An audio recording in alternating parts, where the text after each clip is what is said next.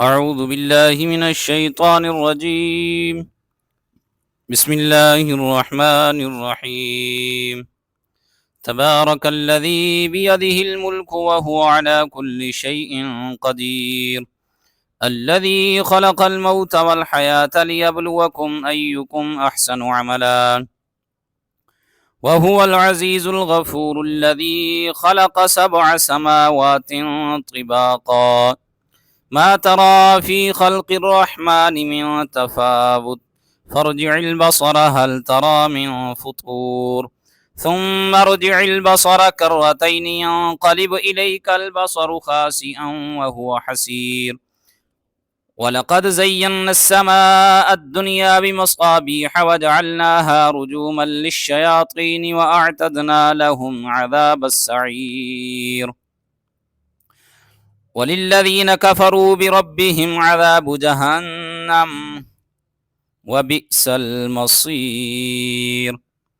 إذا ألقوا فيها سمعوا لها شهيقا وهي تفور تكاد تميز من الغيظ كلما ألقي فيها فوج سألهم خزنتها ألم يأتكم نذير قالوا بلى قد جاءنا نذير فكذبنا وقلنا ما نزل الله من شيء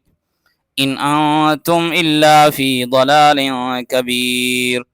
وقالوا لو كنا نسمع أو نعقل ما كنا في أصحاب السعير فاعترفوا بذنبهم فسحقا لأصحاب السعير إن الذين يخشون ربهم بالغيب لهم مغفرة وأجر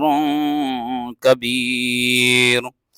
وأسروا قولكم أو اجهروا به إنه عليم بذات الصدور ألا يعلم من خلق وهو اللطيف الخبير هو الذي جعل لكم الأرض ذلولا فامشوا في مناكبها وكلوا من رزقه وإليه النشور أأمنتم من في السماء أن يخسف بكم الأرض فإذا هي تمور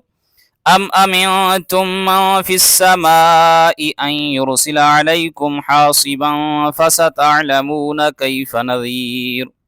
ولقد كذب الذين من قبلهم فكيف كان نكير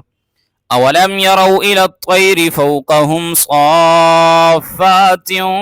ويقبضن ما يمسكهن إلا الرحمن إنه بكل شيء بصير أمن هذا الذي هو جند لكم ينصركم من دون الرحمن إن الكافرون إلا في غرور أمن هذا الذي يرزقكم إن أمسك رزقه بل لجوا في عتو ونفور أفمن يمشي مكبا على وجهه أهدى أمن يمشي سويا على صراط مستقيم قل هو الذي أنشأكم وجعل لكم السمع والأبصار والأفئدة قليلا ما تشكرون قل هو الذي ذرأكم في الأرض وإليه تحشرون ويقولون متى هذا الوعد إن كنتم صادقين قل إنما العلم عند الله وإنما أنا نذير مبين فلما رأوه زلفة سيئت وجوه الذين كفروا وقيل هذا الذي كنتم به تدعون قل أرأيتم إن أهلكني الله ومن معي